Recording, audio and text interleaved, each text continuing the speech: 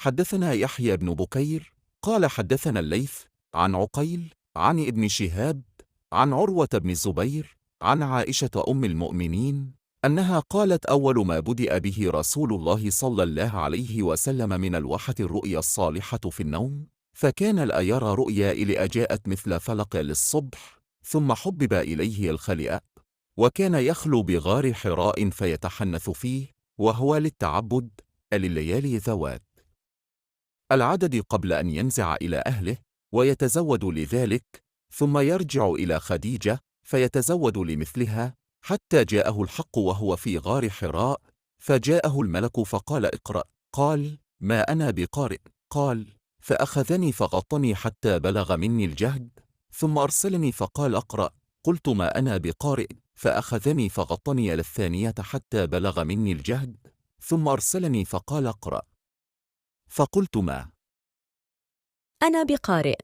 فأخذني فغطني الثالثة، ثم أرسلني فقال: اقرأ باسم ربك الذي خلق أستارسك، خلق الإنسان من علق أستارسك، اقرأ وربك الأكرم.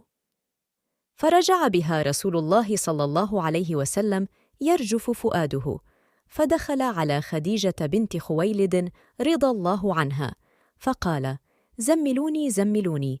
فزملوه حتى ذهب عنه الروع، فقال لخديجة وأخبرها الخبر: لقد خشيت على نفسي. فقالت خديجة: كلا والله ما يخزيك الله أبدا، إنك لتصل الرحم، وتحمل الكلا، وتكسب المعدوم، وتقري الضيف، وتعين على نوائب الحق. فانطلقت به خديجة حتى أتت به ورقة بن نوفل بن أسد بن عبد العزى ابن عم خديجة، وكان امرأ تنصر في الجاهلية، وكان يكتب الكتاب العبرانية، فيكتب من الإنجيل بالعبرانية ما شاء الله أن يكتب، وكان شيخا كبيرا قد عمي. فقالت له خديجة: يا ابن عمي، اسمع من ابن أخيك. فقال له ورقة: يا ابن أخي، ماذا ترى؟ فأخبره رسول الله صلى الله عليه وسلم خبر ما رأى. فقال له ورقة: هذا الناموس الذي نزل الله على موسى صلى الله عليه وسلم، يا ليتني فيها جذعا، ليتني أكون حيا إذ يخرجك قومك. فقال رسول الله صلى الله عليه وسلم: أو مخرجيهم؟ قال: نعم، لم يأت رجل قط بمثل ما جئت به إلا أعودية، وإن يدركني يومك أنصرك نصرا مؤزرا. ثم لم ينشب ورقة أن توفي وفتر الوحى. हमको बन बिकियर ने ये हदीस बयान की। वो कहते हैं कि इस हदीस की हमको लैस ने खबर दी। लैस अकील से रवायत करते हैं, अकील इब्न शहाब से, वो उर्वा बिन ज़ुबैर से, वो अल मोमिनीन हज़रत आयशा रज़ी अल्लाह अन्हा से नकल करते हैं कि उन्होंने बतलाया कि हज़रत सल्लल्लाहु अलैहि वसल्लम पर वही का इब्तिदाई दौर अच्छे सच्चे पाकीज़ा ख्वाबों से शुरू हुआ। अब सल्लल्लाहु अलैहि वसल्लम ख्वाब में जो कुछ देखते वो सुबह की रोशनी की तरह सही और सच्चा साबित होता।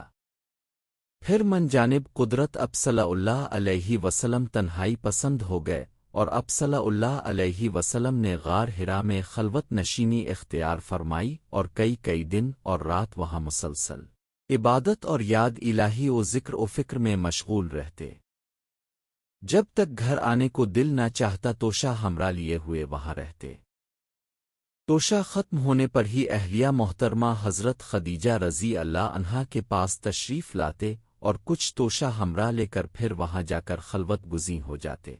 यही तरीक़ा जारी रहा यहाँ तक कि अब सल्लल्लाहु अलैहि वसल्लम पर हक़ मुनकशिफ हो गया, और अब सल्लल्लाहु अलैहि वसल्लम गार हिरा ही में क़याम पज़ीर थे कि अचानक हज़रत जिब्राईल अलैहिस्सलाम अब सल्लल्लाहु अलैहि वसल्लम के पास हाजिर हुए और कहने लगे कि ए मोहम्मद, पढ़ो। अब सल्लल्लाहु अलैहि वसल्लम फरमाते हैं कि मैंने कहा कि मैं पढ़ना नहीं जानता।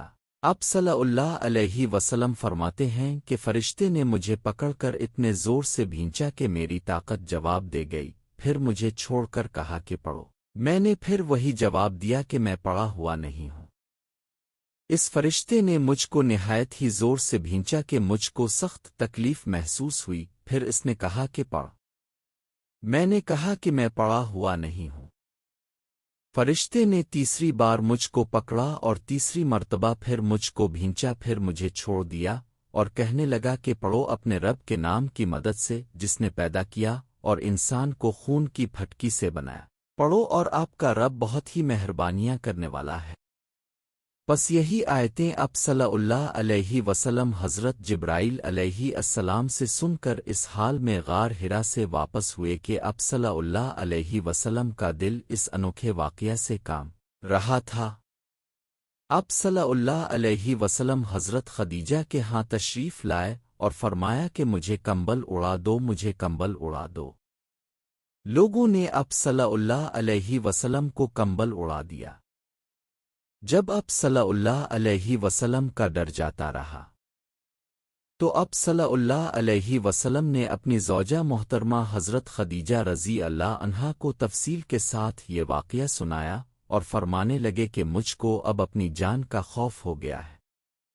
اب صلی اللہ علیہ وسلم کی اہلیہ محترمہ حضرت خدیجہ رضی اللہ عنہا نے اب صلی اللہ علیہ وسلم کی ڈھارس بندھائی اور کہا کہ آپ کا خیال صحیح نہیں ہے، خدا کی قسم آپ کو اللہ کبھی رسوا نہیں کرے گا، اب تو اخلاق فاضلہ کے مالک ہیں، اب تو کنبہ پرور ہیں، بے کسوں کا بوجھ اپنے سر پر رکھ لیتے ہیں، مفلسوں کے لیے آپ کماتے ہیں، مہمان نوازی میں آپ بے مثال ہیں اور مشکل وقت میں آپ امر حق کا ساتھ دیتے ہیں۔ ایسے اوصاف حسنہ والا انسان یوں بے وقت ذلت و خواری کی موت نہیں پا سکتا۔ پھر مزید تسلی کے لیے حضرت خدیجہ رضی اللہ عنہا اب صلی اللہ علیہ وسلم کو ورقہ بن نوفل کے پاس لے گئیں، جو ان کے چچا زاد بھائی تھے اور زمانہ جاہلیت میں نصرانی مذہب اختیار کر چکے تھے اور عبرانی زبان کے کاتب تھے، چنانچہ انجیل کو بھی حسب منشائے خداوندی عبرانی زبان میں لکھا کرتے تھے۔ انجیل سریانی زبان میں نازل ہوئی تھی، پھر اس کا ترجمہ عبرانی زبان میں ہوا۔ ورقہ اسی کو لکھتے تھے۔ وہ بہت بوڑھے ہو گئے تھے، یہاں تک کہ ان کی بینائی بھی رخصت ہو چکی تھی۔ حضرت خدیجہ رضی اللہ عنہا نے ان کے سامنے اب صلی اللہ علیہ وسلم کے حالات بیان کیے اور کہا کہ اے چچا زاد بھائی، اپنے بھتیجے محمد صلی اللہ علیہ وسلم کی زبانی ذرا ان کی کیفیت سن لیجئے۔ وہ بولے کہ بھتیجے، اپنے جو کچھ دیکھا ہے اس کی تفصیل سناؤ۔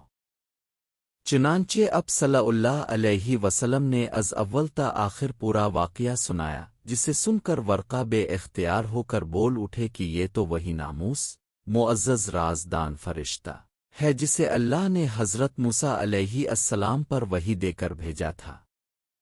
کاش میں آپ کے اس عہد نبوت کے شروع ہونے پر جوان عمر ہوتا، کاش میں اس وقت تک زندہ رہتا جبکہ آپ کی قوم آپ کو اس شہر سے نکال دے گی۔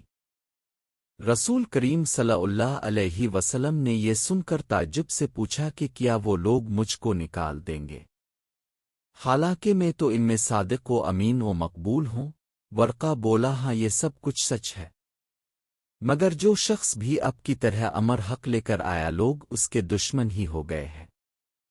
اگر مجھے آپ کی نبوت کا وہ زمانہ مل جائے تو میں آپ کی پوری مدد کروں گا۔ مگر ورقہ کچھ دنوں کے بعد انتقال کر گئے، پھر کچھ عرصہ تک وحی کی آمد موقوف رہی۔